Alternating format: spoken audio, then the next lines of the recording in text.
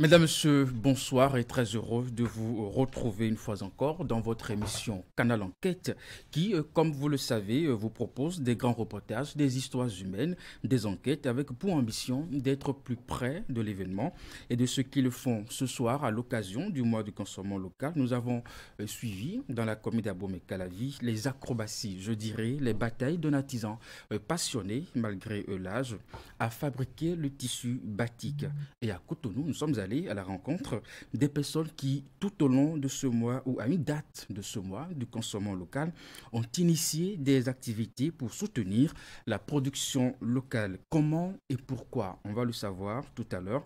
Ensuite, je me ferai le plaisir de vous présenter nos invités de ce soir avec qui nous allons échanger sur l'évolution de nos artisans surtout dans la production qualité, à mieux présenter les produits, à savoir jusqu'à quel niveau ces produits peuvent être exportés. Ce serait pas mal. C'est le Made in Benin qui gagnerait en image et surtout voir comment accompagner et soutenir les artisans dans leurs difficultés. Les batailles du consommé local, c'est ce soir dans Canal Enquête.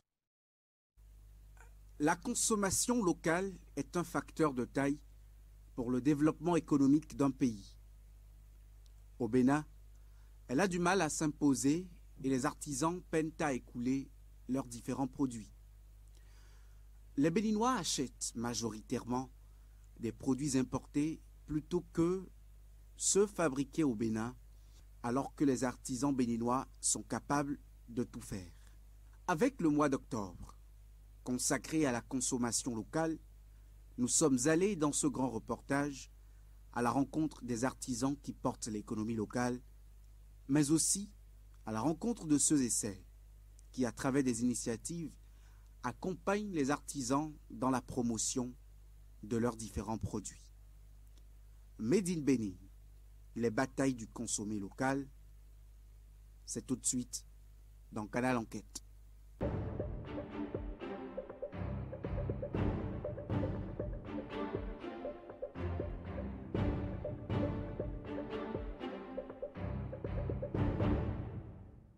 Officiellement lancé le mardi 11 octobre 2022 à Cotonou, à la place de l'Étoile Rouge, la 3e édition du mois du consommant local a mobilisé les artisans, les producteurs, les décideurs, les partenaires autour du thème consommation des produits locaux, un levier d'accroissement des investissements productifs, de développement et d'intégration régionale, avec un focus sur la promotion des produits issus de l'élevage et de la pêche.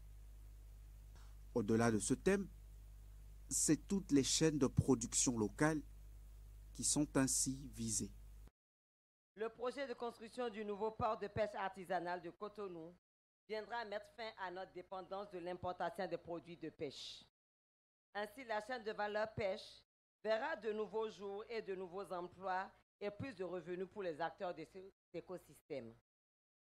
Aussi, le projet de sédentarisation des troupeaux de ruminants, le PROSER, qui vise la modernisation et la professionnalisation du sous-secteur de l'élevage et l'apaisement des tensions sociales entre agriculteurs et éleveurs.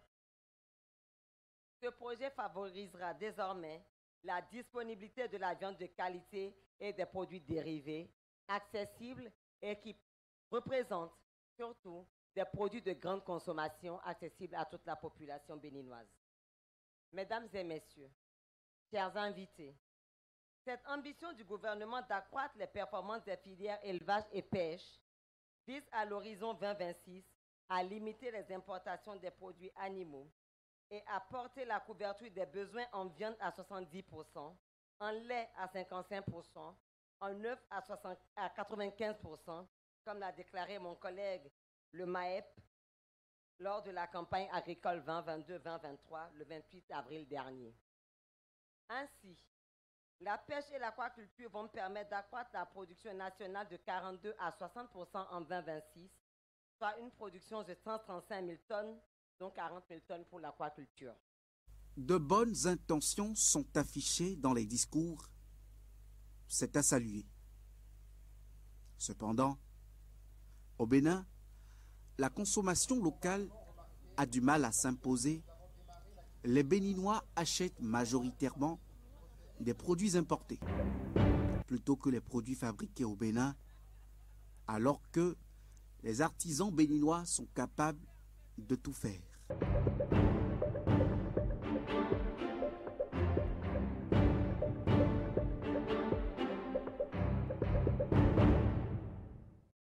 C'est sur Facebook que l'homme a décidé de faire la promotion de son tissu qu'il fabrique dans son atelier dans la commune d'Abomey-Calavi. Dans l'univers des tissus locaux, il est pionnier dans la fabrication du tissu batik. Un samedi matin, il nous reçoit chez lui, dans une demeure qui sent le calme et épouse la nature. Il conçoit ses plus beaux tissus batik. Alors, Monsieur Pardé, expliquez-nous un peu cet endroit. Qu'est-ce que ça représente pour vous, cet espace? Et cet espace, c'est déjà mon bureau, c'est mon lieu de création. C'est un peu l'espace aussi où je passe la plupart de mon temps, parce que j'ai horreur de m'ennuyer. D'accord. Alors, ici, qu'est-ce que vous êtes en train de faire précisément sur ces tissus? Alors, ce tissu, je suis en train de faire ce qu'on appelle le batik. C'est-à-dire que je mets de la scie, mais en dessinant des motifs qui peuvent être, disons, abstraits ou concrets. Mais là, je suis un peu dans l'abstrait, mais il y a toujours un sens derrière chaque motif. Par exemple, ce motif-là, je l'ai appelé le trône du roi. Pour avoir le tissu batik, il faut d'abord s'assurer d'avoir un tissu en coton. Mais il faut toujours s'assurer qu'on a un tissu en coton. Bon, il y a d'autres tissus comme le lin aussi qui le font, la soie aussi. Ces tissus-là sont perméables à la scie et puis au colorant. Après l'application de la cire et le choix des motifs, le tissu est ensuite plongé dans une teinture. Un travail de précision. C'est-à-dire, si on veut avoir la qualité, il faut connaître vraiment les dosages, ce qu'il faut que la teinture tienne sur le temps, dans le temps.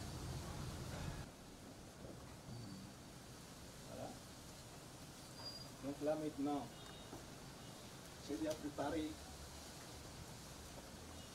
la teinture. Bon là je vais encore la remuer un peu.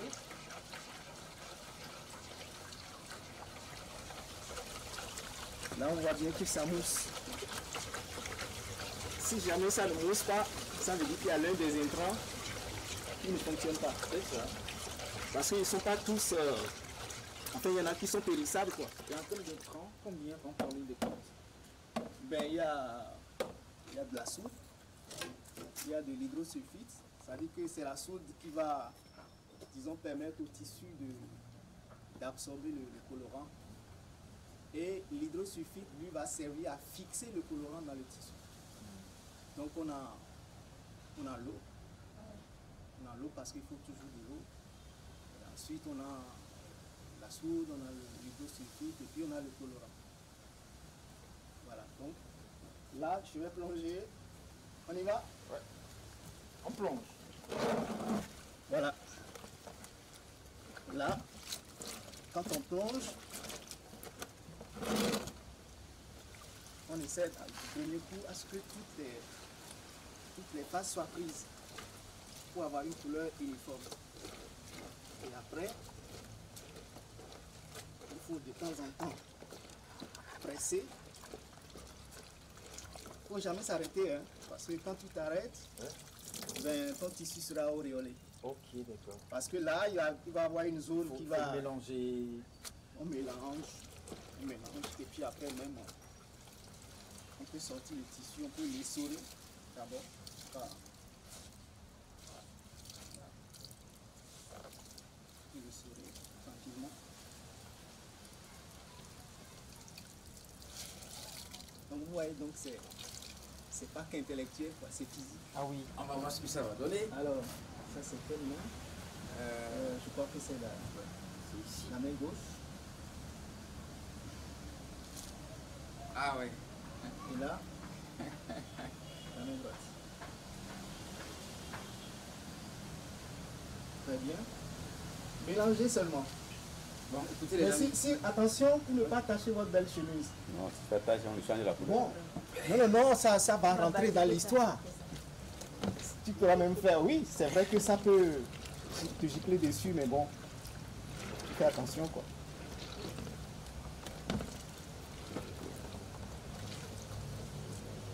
Mais ça dégage une odeur. Hein. Oui, ça dégage, chaque colorant a son odeur spéciale. Là, tu vas ouvrir le tissu, tu l'ouvres. Ok, comme ça. Voilà, tu vas l'ouvrir entièrement, complètement juste en bas. Tu étales le tout. Ok. Voilà. Et là, tu remets, tu Ça commences. change de couleur. Voilà, continue. Même comme ça, c'est très bien.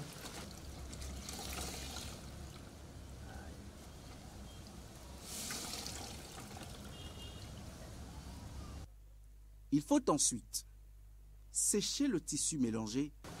Voilà. Là, on commence déjà par avoir la couleur. Alors, pour sécher aussi, il faut faire très attention. Il ne faut pas sécher sur toute la surface du tissu. Parce que des fois, sur le fil, il y a un peu de saleté. Il vaut mieux, disons, les attacher sur les bords, sur la lisière. Comme ça, même si ça prend des petits déchets, c'est pas grave. Quoi. Là, nous avons du bleu. On a du bleu. L'idée, c'est d'avoir un bleu turquoise. Donc, on va. Là, j'ai foncé ce bleu-là. Je l'ai foncé parce qu'il y a plusieurs niveaux de dosage qu'il faut pour avoir des nuances. Dans le processus de fabrication, l'eau de la teinture est évacuée selon les normes requises. Là, j'ai un tuyau qui fait venir de l'eau dans cet espace. Et là, au passage, il y a le puisard. Parce qu'on ne jette pas l'eau de la teinture comme ça dans la nature. Ok, d'accord. Il faut un système de récupération. Voilà, il faut. Et puis ce puisard est aménagé. C'est toxique, c'est ça? Mais parce que c'est des produits chimiques. Chimique, ouais. Et donc, ça peut aussi avoir des incidences sur l'environnement.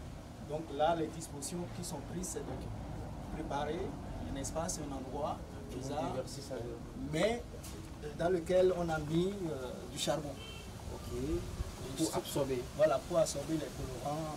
La suite de la fabrication du tissu batik se déroule dans cette marmite.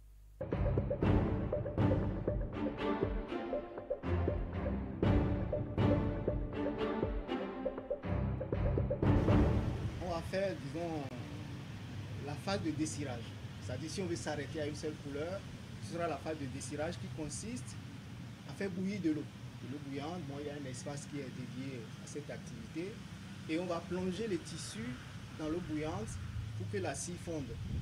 Ce qui fait qu'au final, on va voir le fond de la couleur et à l'intérieur, on verra les symboles en blanc. Derrière ce savoir-faire de Marcel Padé se cache une histoire qui remonte aux années 92. Disons que ça n'a pas été fait directement comme ça, parce que ça a commencé en 1992. Et donc là, j'en profite pour dire merci à mon ami Magou Amédé, qui effectivement m'a fait aimer ce tas-là pendant que je passais des vacances chez lui en avril 92 à Alada. Donc là, on m'a donné les bases donc, du batik, mais il fallait pratiquer, il fallait s'exercer. Bon, au départ, bon, la base était donnée, mais il y avait d'autres paramètres que moi je ne connaissais pas à propos des dosages, parce que mes premiers tissus qui ont été faits au lavage, ben, les couleurs sont parties. Donc je me suis dit qu'il y a un problème. Là, j'ai commencé donc par chercher à obtenir des renseignements, à aller auprès des gens qui savent pour pouvoir régler le problème. Et donc j'ai eu l'opportunité de rencontrer une dame. Je ne me rappelle plus exactement son nom, mais au moins elle m'a appris les dosages, c'est-à-dire mais de manière empirique. Et là, j'ai commencé par teindre.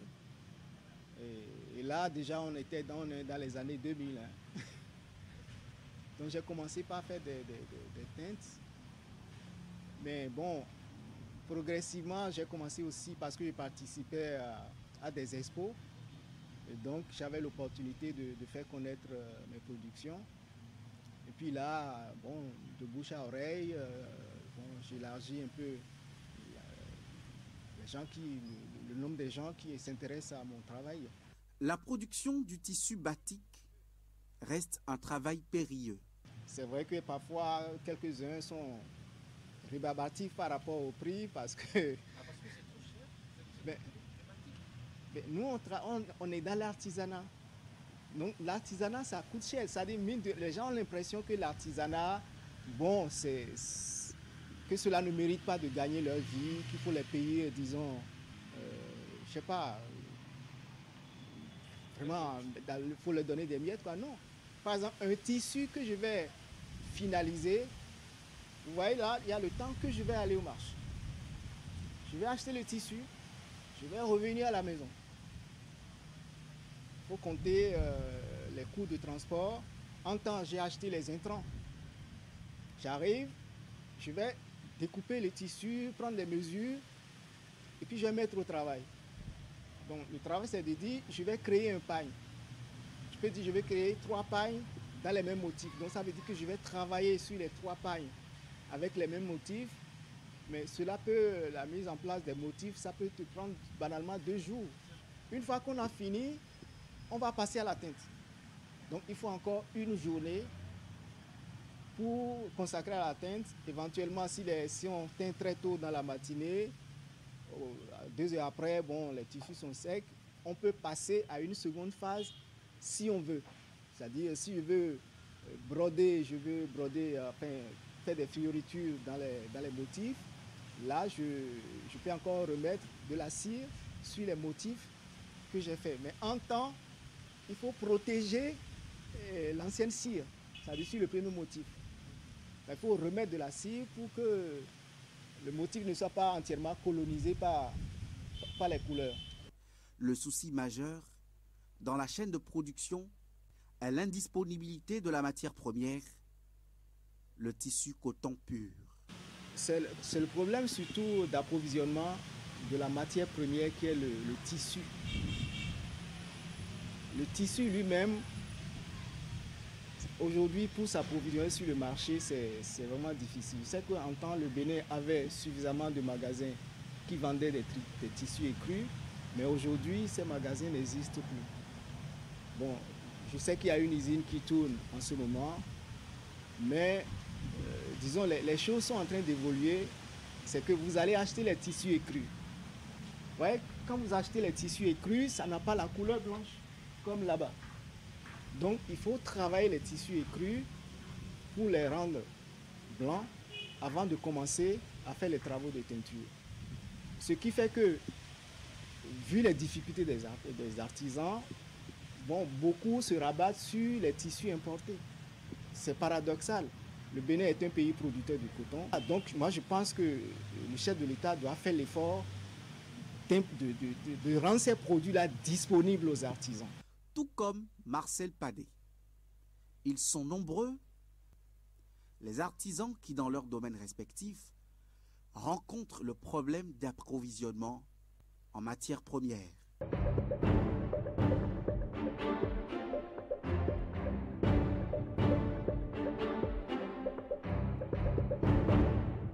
À l'occasion de ce mois du consommons local, pour soutenir les artisans, plusieurs initiatives sont mises en œuvre. Nous avons des artisans qui produisent de très bons produits, mais malheureusement ne sont pas connus.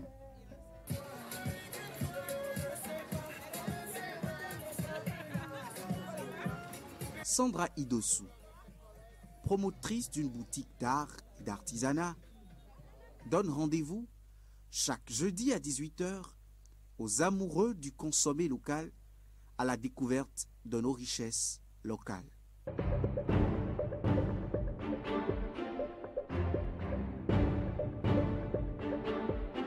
Ce soir-là, L'ambiance est tout aussi locale que les produits qui sont en dégustation et on y rencontre des jeunes qui savourent les délices locaux avec grand appétit.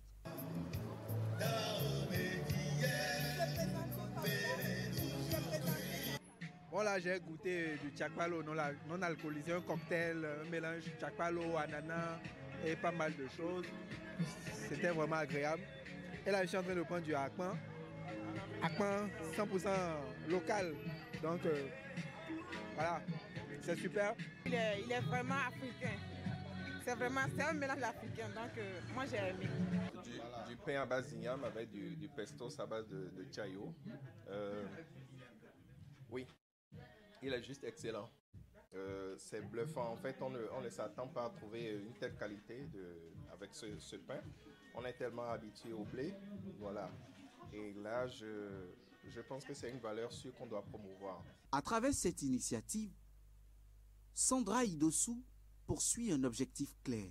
Nous avons voulu faire la promotion de nos produits parce qu'au Bénin, nous avons d'excellents produits et surtout parce que le thème de cette année dit que consommer local, c'est manger des produits sains, c'est manger des produits de qualité. Donc nous avons voulu organiser cette activité pour montrer qu'au Bénin, nous avons des produits alimentaires de qualité. Bien évidemment, le consommer local, c'est au-delà de l'alimentation. C'est comme tout ce qu'on peut mettre sur soi dans sa maison et tout. Mais l'accent sur l'alimentation nous a interpellés parce que nous travaillons beaucoup avec des entrepreneurs qui tous les jours innovent, proposent des produits de qualité, travaillent sur leur emballage. Et donc pour nous, c'était une occasion de les mettre en lumière et de demander à nos populations de consommer leurs produits. Alors quand on vient, qu'est-ce qu'on découvre ? Alors, parce que c'est un apéro de dégustation. Donc, on s'est donné 2 heures tous les jeudis du mois d'octobre où pendant 2 heures, on a à boire et on a à manger. Nous avons sélectionné des produits béninois de qualité. Alors, nous travaillons beaucoup sur la qualité, sur l'attractivité des produits. Et donc, nous avons des boissons locales, nous avons des cocktails locaux, nous avons du pain avec des farines locales. Nous avons à manger, nous avons de la pâtisserie. Bref, c'était pour montrer que de l'entrée jusqu'au dessert, jusque pour les goûters, pour les enfants, nous avons de quoi nous contenter de ce que nous avons localement. Dans la même dynamique, Lolo Andoche, un styliste à succès, révolutionne le monde de la mode avec le Kanvan. Un tissu local qu'il labellise à travers la première édition du Festival international du pain tissé.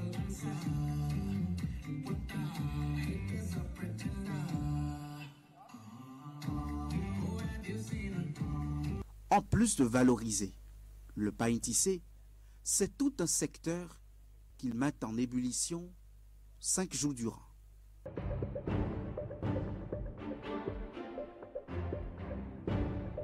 Une soirée de défilé a retenu notre attention.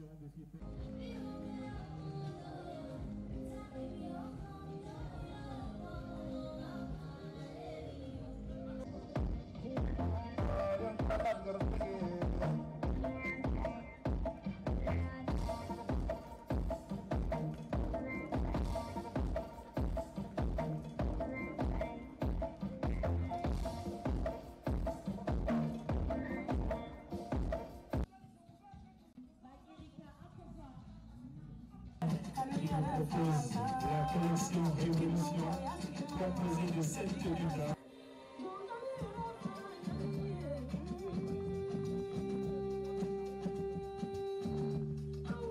Un véritable tremplin pour les stylistes, les mannequins, de donner de la valeur au pain tissé. La collection que vous avez présentée au public ce soir. J'aime aimer tellement pain tissé que j'ai présenté la collection rapide. C'est-à-dire la joie. J'ai aimé pain tissé. J'aime le pain tissé. En fait, c'est notre richesse, le pain tissé. Le pain tissé, c'est la richesse du Bénin. Et ça me rend fière de porter le pain tissé. Parfait. Alors, dites avec nous ce soir. Vous avez présenté quelle collection dans le cadre de cette soirée? Dans le cadre du Festival international du pain tissé, on a présenté la collection Celebrity Style Canvas. C'est-à-dire une collection pour des célébrités, des tenues de stars, mais en canvas. C'est une manière pour Dress Me Up, la marque, de démystifier un peu le canvas béninois parce que d'aucuns pensent que c'est un tissu qui doit être porté juste pour les grandes occasions. Donc c'est forcément oublié, on le ressent que quand on a des dots ou des mariages et tout, mais on a voulu montrer que ça peut se porter pour aller n'importe où, à des cérémonies, même sur des scènes, partout, le démystifier en fait. Le pain tissé béninois soit aussi consommé comme le pain au Burkina, au Sénégal, un peu partout, mais au Bénin on a l'impression que ça traîne encore. Ouais, ça traîne un peu, mais on a beaucoup avancé quand même. Quand je revois en arrière, 2 ou 3 ans, 5 ans, on a beaucoup avancé. Et si on continue sur cette lancée en faisant des événements pour valoriser le pain tissé, je pense que d'ici quelques années, on va vraiment l'adopter. Et les stylistes aussi doivent montrer aux populations qu'il faut vraiment les porter de plusieurs manières. La vision derrière ce festival, c'est de favoriser la production du pain tissé à grande échelle. Alors moi c'est Awa Sanoko, Miss Modèle Monde 2015 et top modèle ivoirien. Je ne m'attendais pas à ça. Ils ont su, comment expliquer, ils ont su travailler le pain tissé. Voilà. À un moment donné, c'était comme si tu cherchais le pain tissé, tu ne savais pas où c'était positionné, tellement c'était bien exécuté. Et ce soir c'est ça, félicitations à eux tous parce qu'ils ont su mélanger le pain tissé avec les tissus auxquels ils sont habitués à travailler tout. Parce que c'est que les tissus traditionnels, c'est pas facile à travailler. Donc chapeau à tous et c'était magnifique.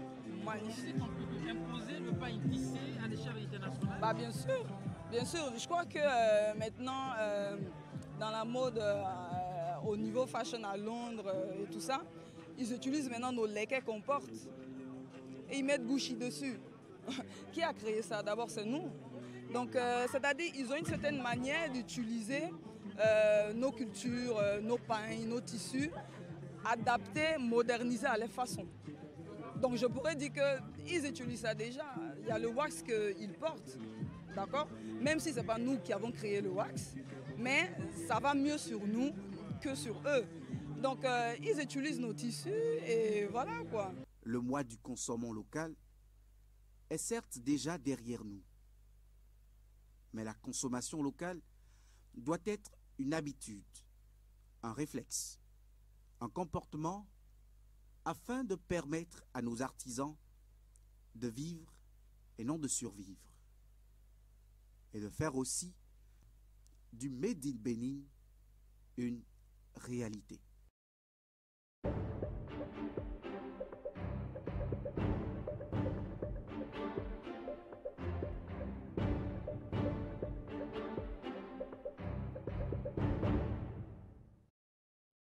Et bien voilà, retour sur le plateau de Canal Enquête avec mes invités. Je suis avec le professeur Albert Ronloncourt. Vous êtes économiste et directeur de l'ENEAM, École nationale d'économie appliquée et de management. Et à côté de vous, Madame Sandra Edossou, promotrice boutique Couleur d'Afrique. Merci vraiment d'être avec nous ce soir. Et puis à ma droite, j'ai Monsieur Kodjo Servet Ekpadonon. Vous êtes élu consulaire à la Chambre des métiers de l'artisanat du Bénin. Je précise que vous représentez ici le président de la Chambre des métiers de l'artisanat du Bénin.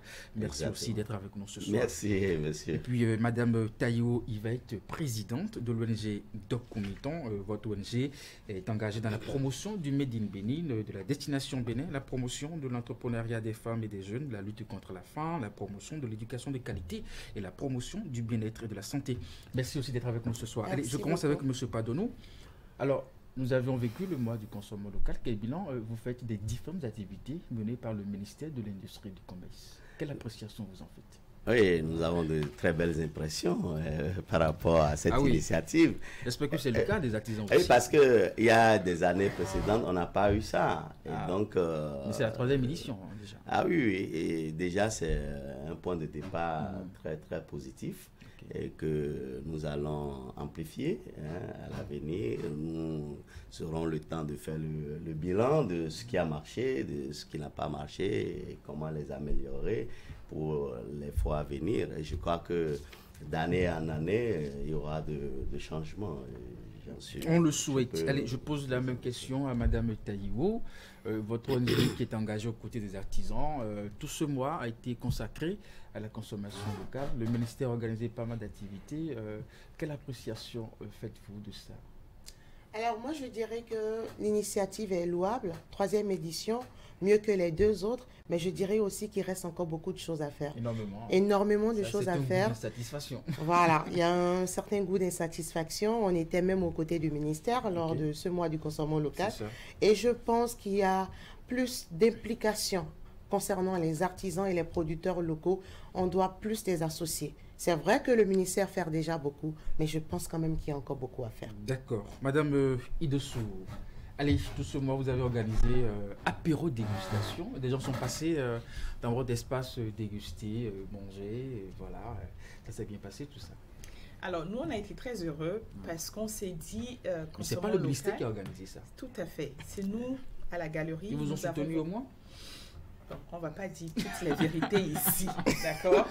En tout cas, cette réponse nous permet déjà d'évoluer. Mais ce que je voudrais dire, c'est que c'était la 3e édition et nous, au-delà des discours, au-delà du simple fait que, bon, on fait souvent beaucoup de grands shows, on voulait surtout amener les consommateurs à rencontrer les producteurs. Et franchement, on a essayé le premier jeudi, on était surpris de voir le nombre de personnes, mais curieux de voir tous ces produits béninois qu'on avait. Et donc, on s'est dit, OK, et là, on l'a fait sur 4 semaines. C'était pas simple à mettre en place, mais le retour que nous avons eu, que ce soit du consommateur ou que ce soit de l'artisan ou du producteur, nous réconforte et nous amène à dire qu'il y a effectivement beaucoup à faire. On ne devrait pas attendre le mois d'octobre pour organiser ce genre d'événement. Même s'il faut le faire une fois par mois, créer des rencontres. Je veux dire, le consommer local, ce n'est pas du parler. Créer des rencontres, susciter l'intérêt de la population sur ces produits et amener nos artisans à se développer, à être meilleurs que ce qu'ils étaient en octobre. Vous avez le sentiment que nous sommes plus dans les discours, on ruse un peu avec ce concept-là, alors, c'est pas ancré. Je trouve qu'on parle plus qu'on agit. Et je trouve qu'en octobre, on parle beaucoup en octobre et dès novembre, on fait plus grand chose. Et donc, j'estime qu'on devrait, à la limite, diluer tout ça pour qu'en novembre, il y ait quelque chose encore, en décembre, mais que ça rentre dans les habitudes et que, à force d'entendre parler de ça, qu'on sache, par exemple, que quand je vais dans un hôtel de Cotonou, que les produits qui seront servis dans cet hôtel seront des produits locaux. Pour moi, c'est plus impactant que de faire toute la fête en octobre, mais de dire en décembre les touristes qui vont venir, ou bien en janvier, le personnel dans nos hôtels, les agents, enfin bref, que le consommé local soit dans les faits, dans le quotidien des Béninois. Allez, professeur Albert Roloncourt, j'ai 3 questions pour vous. La première, si tous les Béninois décident de consommer purement local, quel impact, bien entendu, cela aura sur notre économie? Non, mais posez-moi la même question que vous avez posée.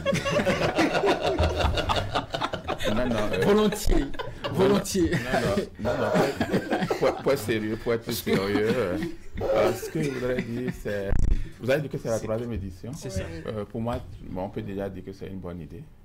C'est vrai qu'on se situe à cette première étape au niveau émotion, patriotisme, c'est-à-dire qu'il faut consommer local, sans voir vraiment la profondeur de la question. Mais c'est que progressivement... Parce qu'on n'y est pas encore. Mais progressivement... On n'y est pas encore. Non, progressivement, dans la profondeur. Parce que madame disait tout à l'heure...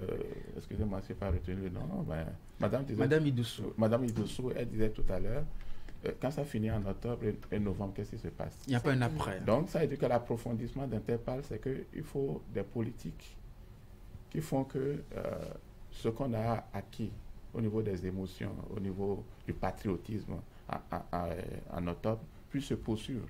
C'est ce qu'elle est en train de dire. Parce que, après tout, il faut savoir que le consommateur, moi je suis économiste, le consommateur dit il maximise sous contrainte budgétaire. Ça veut dire que quand vous voulez consommer local, il y a un certain nombre de facteurs que vous considérez. Vous considérez par exemple, est-ce que la quantité est disponible, est-ce que le produit est disponible? Vous considérez la qualité, vous considérez la régularité du produit. Parce qu'à des moments donnés, vous voulez le produit, ça ne se trouve pas, comment vous allez faire? D'accord? Et vous considérez le prix du produit. D'accord? Ces 4 facteurs sont essentiels pour pouvoir consommer local. Et quand on cite tout ça, vous voyez au niveau général. Parce que quand on dit consommer local, les gens voient généralement, c'est l'alimentation qui domine. On dit que mais vous savez, il y a 5 besoins fondamentaux de l'homme. Il y a se nourrir, se vêtir, se soigner, se loger et s'instruire. Maintenant, quand vous voyez tous ces 5 éléments, normalement, il y a de consommer local partout. Absolument. Et bon, je prends le domaine de la médecine, par exemple. Tout ce que nous importons, les médicaments, tout. Si on veut se soigner, quand on se soigne chaque année, quel est le pourcentage de biens ou bien de services qui sont produits localement? Il y a beaucoup de choses que nous importons. Par exemple, si nous voulons faire du tourisme, combien vont dans... Il y a des gens qui ne connaissent pas Parakou, mais qui voyagent tout le temps pour aller à Paris. Tout à fait. Ça, c'est pas consommer local, ça. Donc, quand vous voyez, donc consommer local, c'est au-delà de ce qu'on nous montre au niveau des artisans et de l'alimentation. Au-delà de ça, il y a beaucoup de... Il faut considérer les 5 besoins fondamentaux et voir si, à tous ces niveaux, on consomme vraiment local. Et les gens vont vous dire, mais consommer local, ça veut dire quoi? Moi, j'ai dit, c'est une affaire de degrés. Il y a des produits, peut-être 100% sont produits, 100% du contenu est produit localement. Mais il y a des produits où c'est 50%, il y a des produits... Moi, j'ai porté un costume pour pouvoir impressionner. On l'a remarqué. Pour pouvoir le faire. Mais si vous prenez ce costume... Moi, je suis cousu. Exactement. Vous achetez par exemple des tissus peut-être de 20 000, mais les 20 000 encore, les gens qui ont importé ça, ils ont peut-être importé ça à 10 000. Donc vous êtes ils dans vendent ça à un 20 000. cousu Vous achetez 3 pièces à 60 000. Et ils vont coudre ça, ils vont peut-être vous pensez que 125 000 ou 200 000. Vous voyez la valeur ajoutée. Ça. On peut considérer ce costume-là comme local parce que ça dépend. Ici. Oui. Il y a du 20% du local. C'est ça. Ça dépend. La matière première est importée, mais la transformation tout ça. Et c'est le cas de ce qu'on a importé. Maintenant, si ce qu'on pouvait faire, on allait dire, mais si on ne retrouve pas le tissu localement, qu'est-ce qu'on fait? Moi, par exemple, j'ai 2 vies à l'ENEAM, j'ai été directeur avant, je suis redevenu directeur. Mais quand j'étais directeur, dans l'autre période de 2013 à 2016, j'ai dit, bon, ok, les tenues des étudiants, j'ai demandé à celui qui fournit le tissu imprimé, parce que je fournis ça, il m'a dit, la Chine, j'ai dit non, on ne peut plus acheter à la Chine, on va acheter au Bénin. En ce temps-là, je n'étais pas informé. C'est bien comme décision. Et quand j'ai dit ça, il m'a dit, ah non, on ne fait pas de tissu imprimé au Bénin. Effectivement, on n'en fait pas. Il y a IBTS avant, il y a tout ça. Mais tout ça, là, c'est tombé enfin. Et personne ne fabrique des tissus imprimés au Bénin. J'ai dit, ok, on va au Togo. Il a dit non, Togo, non. Et puis, les gens sont allés au Ghana. Il a acheté du GTP, qui était de meilleure qualité. Mais l'année suivante, il m'a dit, non, c'est trop cher pour moi. Je vais en Chine, je trouve une qualité meilleure. Et le coût est relativement élevé. Ça veut dire que si vous dites consommer local, et vous prenez des boutiques, je ne vais pas citer de nom ici, et les gens associent bio à consommer local, et les prix sont très élevés, qui va acheter? Je vais vous poser cette question justement. Ce qui est produit chez nous est relativement plus coûteux. Donc, pour revenir peut-être à votre question, si tous les Béninois décidaient de consommer local, c'est que ça c'est même impossible, ils ne peuvent pas, parce qu'on ne peut pas produire localement. Et la bourse, en tout cas, tous les Béninois n'ont pas la capacité de consommer même local. C'est ça le problème. Parce que même les tissus, quand je parle, j'ai dit se vêtir. Les gens préfèrent aller à Missel. Ah bon, c'est Missel bon maintenant. C'est où maintenant? Ça n'a pas changé. Les gens préfèrent aller acheter des frics, ce que les autres ont porté. Les gens préfèrent ça. Parce que si vous allez vers Canva maintenant, on va vous dire tel montant. Vous allez dire, mais moi, je vais trouver ça où? Avec quel budget? Alors ça fait donc c'est des problèmes déjà. Ça veut dire que le problème de quantité et le problème de prix, de qualité, tout ça là, ce n'est pas réglé. Et quand ce n'est pas réglé, vous ne pouvez pas consommer local. Pour revenir à Mme Idowu, si on veut Idossou, pour voir que, pour souhaiter que tout se poursuive tout le long de l'année après octobre, il faut agir sur ces 4 éléments dont j'ai parlé. Et c'est là où les politiques interviennent. En termes de politique économique, quelle est la fiscalité de port, comment est taxé un certain nombre de choses. D'accord? Mais c'est quelque chose qui est compliqué aussi par ce que nous, on appelle l'économie politique. C'est-à-dire c'est compliqué par la politique. Je vais vous donner un exemple. Il y a des marchés captifs. Je les appelle des marchés captifs parce que le gouvernement a décrété que, bon, il faut consommer local. Par exemple, la restauration universitaire, les cantines scolaires, les meubles dans les ministères, les gens décident, bon, 80% doit le construire. Bien sûr. Mais qui suit après? Personne ne suit. Supposons qu'on a un commerçant, et lui veut importer des choses, ça va lui faire un bénéfice de 1 milliard. Il dit à un politicien, bon, vous avez dit ça, mais ne contrôlez pas tout. Je vous donne 500 millions dedans. Et moi, il gagne 500 000. Personne ne va contrôler. Donc, ça veut dire que c'est un problème qui est très compliqué. C'est vrai, on est au niveau du folklore, des émotions, mais je crois que de plus en plus, en approfondissant la réflexion, on peut aller loin. Vous faites bien de les souligner, ces problèmes-là, M. Padonou. Vous êtes élu consulaire à la Chambre des métiers de l'artisanat du Bénin. Alors, par rapport à ces problèmes-là, comment on fait? Comment on se débrouille? J'y adhère. Quels sont les niveaux de réflexion, les niveaux de réflexion au niveau de la Chambre?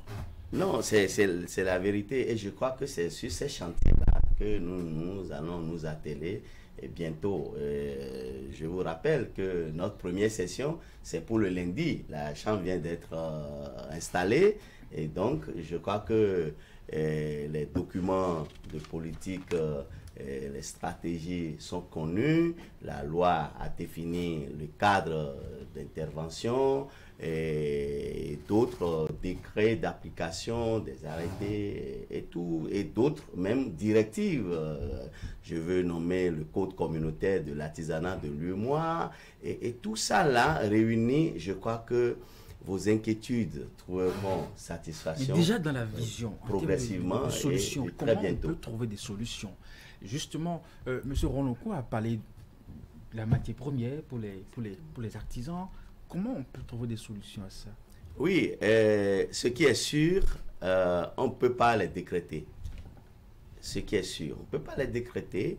Nous ne pouvons que aller sur l'existant pour ce que nous connaissons et progressivement voir qu'est-ce qu'on y ajoute et au besoin même prendre des décisions politiques de haut niveau pour voir, par exemple, est-ce que nous-mêmes, nous n'allons pas faire la promotion de telle matière première lorsque nous savons que c'est ça qui est la difficulté majeure du rayonnement économique et du bien-être des artisans et tout ça là est soutenu. Et donc, c'est beaucoup de choses que nous allons aborder progressivement. Pour le cadre est établi et c'est clair dans notre tête. Et à côté de ça, je dis que le gouvernement, contrairement à tout ce qu'on peut penser, le gouvernement a pris de l'avance sur nous. Par exemple, en parlant du projet H, par exemple. Mais de tout ce qu'on a entendu, il y a la compétence. Mais si les gens n'ont pas la compétence, les gens n'ont pas les profils nécessaires qu'il faut, à l'instar de ceux que vous qualifiez entre griffes, pas ici, forcément. Mais si les gens n'ont pas ces compétences, n'ont pas ces profils, comment ils puissent vraiment valoriser ou comment ils puissent s'égaler à leurs camarades d'ailleurs? C'est impossible. Et ça, là, peut être déjà un frein pour ce que nous sommes en train d'initier. Et donc, c'est pour ça que je dis que le gouvernement a vite vu et a été proactif dans ses actions. La chambre dont il est question aujourd'hui, c'est une chambre bien structurée parce qu'aujourd'hui, nous, on n'a plus droit à l'erreur, on n'a plus droit à l'hésitation parce que ce que nous devons faire, et là encore, le gouvernement nous attend sur ces points-là que vous êtes en train d'évoquer, le point sur la qualité, sur la quantité, et sur le coût auquel on doit céder et ces choses, la formation même. Et l'État a déjà créé tous ces cadres-là qui existent. Ce n'est plus de l'utopie, ce n'est plus de la magie, c'est concret. On est en train déjà de répertorier dans chaque branche, dans chaque domaine de prédilection et des professionnels. Et qu'on est en train de former déjà, et on est en train d'aller à la phase de la généralisation. Et donc, bientôt, ces choses, vous allez les constater d'ici, peut-être, je ne vais pas exagérer, d'ici dans 1 an, dans 2 ans, vous allez commencer par voir que tout sera métamorphosé. Vous aurez de la fierté à aller vous procurer un costume et made in Bénin d'une manière ou d'une autre. Vous aurez de la manie même à être tenté d'aller dans certains restaurants pour juste aller découvrir d'autres choses que vous ne savez pas, mais qui sont des richesses pour le pays. Et donc, tout ça là réuni, nous en sommes conscients. Et ce que nous tenons à acheter ou à dire aux gens ne sera plus artisan qui peut de cette façon-là. Il n'y en a pas. Si tu es artisan, va s'inscrire à la chambre de métier. C'est seulement là ton avenir se trouve. C'est seulement là que tu peux avoir tous les accompagnements possibles. Alors, parce que chaque domaine est défini. Nous, on ne peut pas aller sur le terrain commercial. Si vous exercez une activité commerciale, ce n'est pas notre domaine. Il y a encore une chambre qui s'occupe de ce domaine-là. Si vous êtes agriculteur et vous êtes producteur, il y a une chambre qui est là pour... Donc, c'est pour ça que j'ai dit que l'État a été proactif, a vu tout ça là avant nous. Tout ce qu'il faut maintenant, il faut que les Béninois retournent en eux-mêmes pour se reconsidérer et dire que ce qui se fait chez nous, c'est ça qui est ma priorité. Et lorsque ça va commencer par être fait dans cette mesure-là, vous allez voir que les choses vont commencer par... Et c'est pour ça que je tiens à vous saluer, à saluer votre maison ici. Parce que de mémoire d'artisan que je suis, je ne sais pas combien de fois, je me suis permis de venir ici représenter une chambre pour opiner, prendre position sur ces choses-là. Et donc,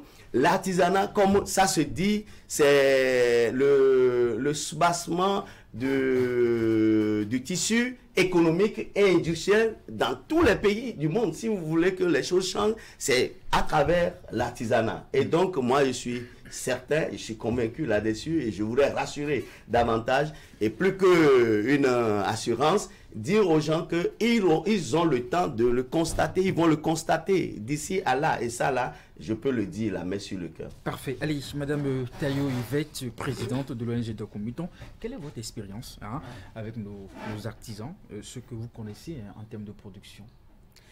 Merci Eric. Moi, je peux dire déjà que pour notre petite expérience avec Documenton, nous avons découvert de véritables talents cachés. Des gens qu'on ne pensait pas. Des choses qu'on ne pensait pas exister au Bénin. Moi, déjà, la première fois je précise rapidement que votre ONG réalise ce magazine pour faire la promotion des artisans. Et puis, c'est gratuit en plus. Oui, voilà, c'est gratuit. Alors... pas gratuit, il n'y a pas de gratuité. Non, non. Il y a quelqu'un à supporter les coûts. Les annonceurs, l'offre publique. Mais au moins, le consommateur, c'est gratuit pour lui. Pour qu'il puisse découvrir déjà tout ce qu'il y a comme richesse et talent cachés dans son pays. Pour lui aussi. Bon, voilà, c'est aussi un autre débat. Alors, quand nous allons parler des artisans ou des talents cachés que nous découvrons, moi, la première fois que je goûte le vin à base de bissap, le vin à base de bissap, de Jane Carmeli, fait par Madame Carmel Patindé, franchement, j'étais dépassée. Je ne croyais pas que c'était fait au Bénin. Que ce soit au niveau de l'emballage, l'étiquetage, franchement, il n'y avait rien à dire. Alors, j'ai voulu voir réellement, parce que moi, j'aime toucher du doigt. Et nous sommes allés chez elle, nous avons vu son petit espace, c'était pas grand-chose. Elle a commencé en 2019, elle a commencé à produire 100 litres de vin à base de bissap par mois. Après, elle est passée à 1000 litres. Et elle le fait de façon artisanale. Vous allez voir, c'est dans des jarres en terre cuite. Et elle est franchement méticuleuse. Tout. Et quand moi, j'ai découvert ça, j'ai dit, c'est pas possible. C'est pas normal que de tels talents, on puisse pas les connaître dans notre pays. Normalement, sur toutes les tables, quand nous allons à des dîners de gala, on devrait pouvoir trouver ce genre de vin. Vin à base de bissap, vin à base d'ananas.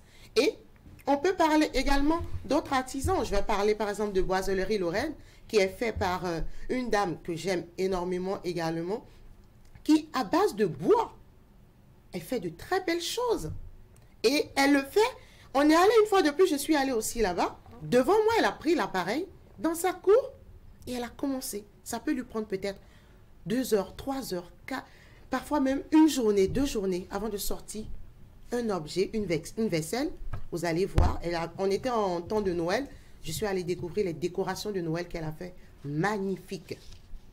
Et je me suis dit, mais comment est-ce possible qu'on puisse ne pas connaître ce genre de personnes au Bénin. Pareil pour une dame comme Ilewa. Donc, on a énormément de talents comme ça au Bénin qui font de très belles choses. Mais comme ils le disent, le même discours. Mais pourquoi est-ce que vous n'êtes pas connus? D'abord, c'est un budget pour communiquer. Et nous, on a estimé qu'il fallait pallier à ça. C'est pour ça que le magazine est né d'ailleurs, pour pouvoir pallier et aider dans ce secteur ces talents cachés, ces artisans-là, qui font de très belles choses, mais qui ne sont pas connus. Soumettez-leur l'idée d'aller s'inscrire à la vous chambre du commerce. Vous avez dit qu'ils sont passés de telle quantité à telle quantité. Ça non, mais ils font ça selon le marché disponible. Ils sont connus, les gens achètent. Oui, mais quand je parle de connu, en fait, je peux être connu et j'ai des amis qui viennent acheter. Oui, et je peux être... C'est déjà un début de... Mais moi, quand je parle d'être connu, valorisé, promouvoir... C'est ce genre d'individualisme, d'activité, d'initiative, ça existe, c'est à foison même. Hein. Si on se met, chacun doit se mettre à citer, on peut entrer à citer jusqu'à demain. C'est des exemples parmi tant d'autres. En fait, ce qu'on est en train de dire, c'est ça. Mais aujourd'hui, ce que j'ai vu là, par exemple, est-ce qu'il a la matière première pour satisfaire la demande? On va laisser terminer justement pour la simple raison. C'est ça, je parle des difficultés. C'est ça. Il y a la matière première qui est l'une des grandes difficultés. Parce qu'à un moment donné, moi, je leur ai dit, c'est vrai, c'est très beau, mais il y a certains prix, il faut le reconnaître. On peut dire, oui, que c'est cher, mais quand tu vois le nombre d'heures, une journée pour produire peut-être 2 produits, et elle te dit la matière première n'est pas disponible. Je suis obligée d'aller au Nigeria, au Ghana, de l'importer. Et quand je l'importe, les coûts, les taxes et tout ce qui va avec, ça fait que obligatoirement, mon produit n'aura pas le prix que je voudrais qu'il ait en fait. C'est pratiquement le problème de la majorité et c'est le problème de la majorité des artisans. C'est la matière première en fait. C'est ça. Donc moi quand je parle, il y a d'abord ça, mais quand tout à l'heure pour répondre au DG, quand je parle de n'est pas connu, vous savez, excusez-moi, quand tu deviens entrepreneur, que tu te lances dans quelque chose, c'est pas juste pour que ce soit peut-être 1000 personnes qui te connaissent et ça s'arrête là. Tu as envie que ton activité grandisse. Et quand nous parlons ici de promotion et de valorisation, c'est pas seulement que juste Cotonou connaisse, c'est que tout le Bénin connaisse, c'est que toute l'Afrique connaisse et qu'on aille même au-delà de l'Afrique. Donc quand nous parlons ici de promotion, non, quand moi je parle de connaître en fait, pour satisfaire la demande. Quand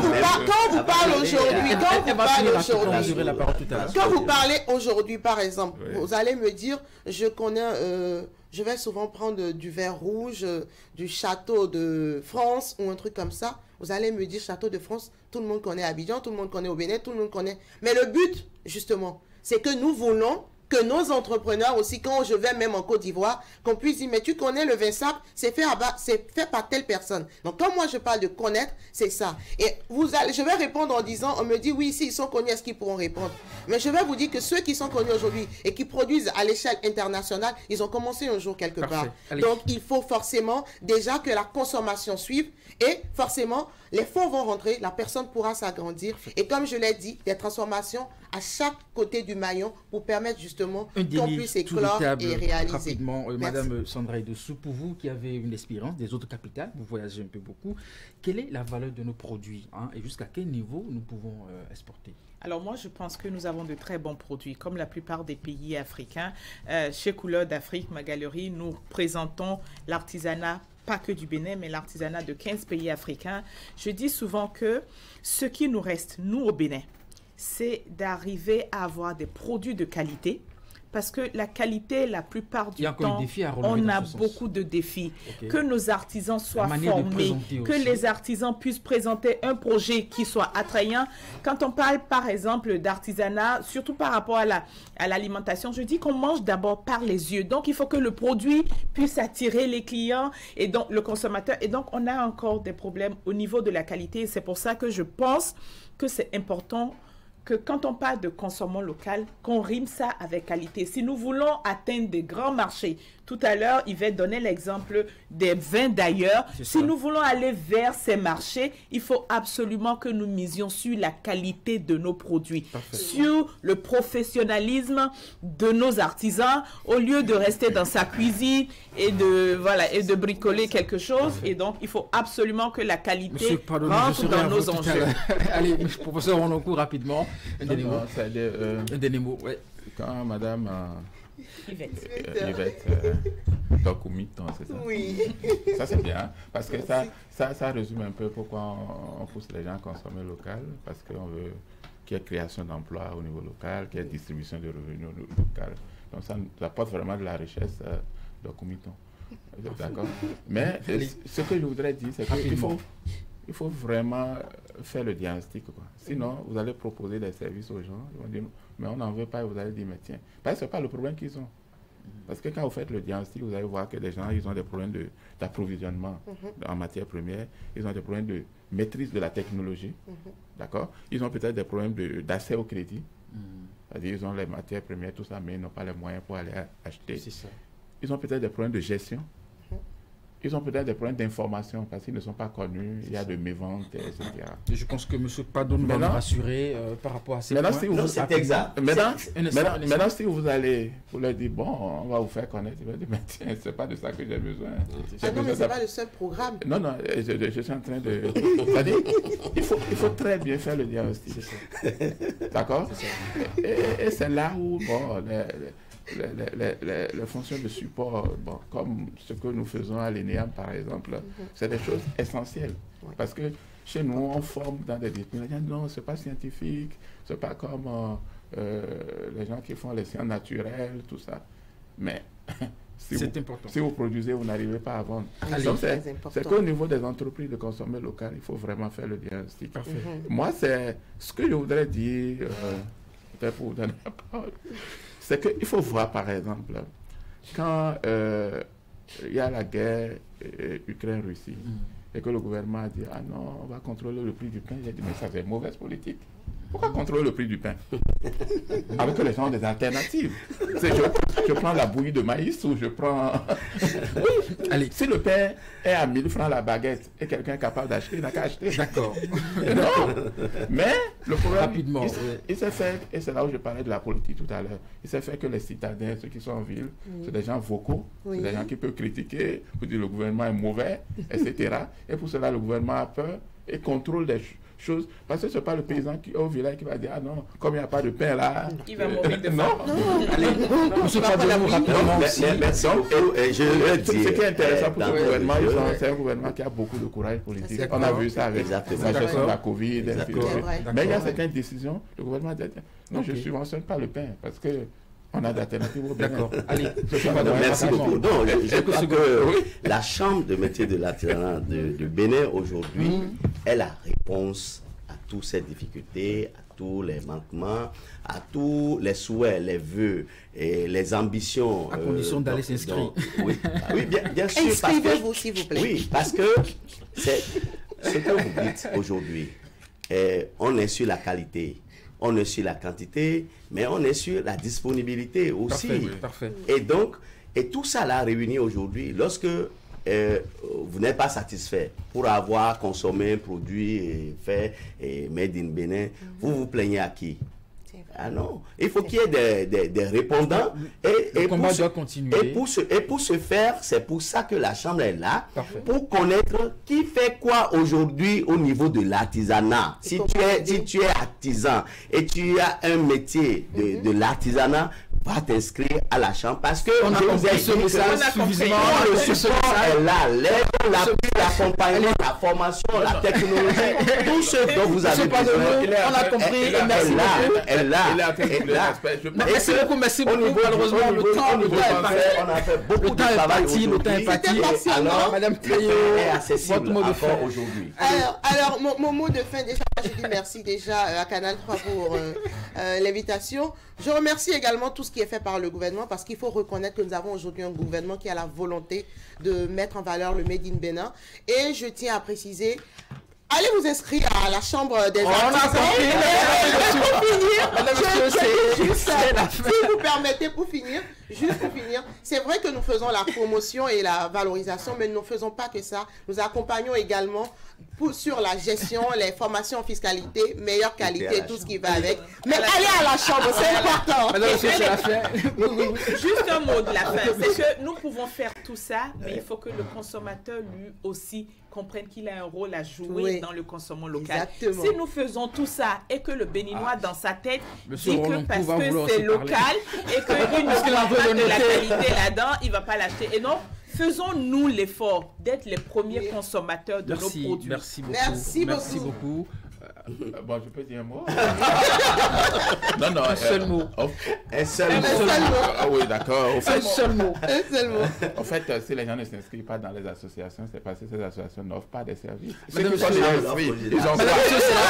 la fin de ce numéro de Canal Enquête. Merci d'avoir suivi. J'étais avec le professeur Albert Olokou, directeur de l'ENEAM, École nationale de l'économie appliquée de management. J'étais également avec Madame Sandra Idoussou, promotrice boutique Couleur d'Afrique. Merci vraiment d'être venue. Madame Tayo Yvette, présidente de l'ONG Docomiton, merci aussi d'être venue. Et Monsieur Kodjo Servet Padonou, élu consulaire à la Chambre des métiers de l'artisanat du Bénin.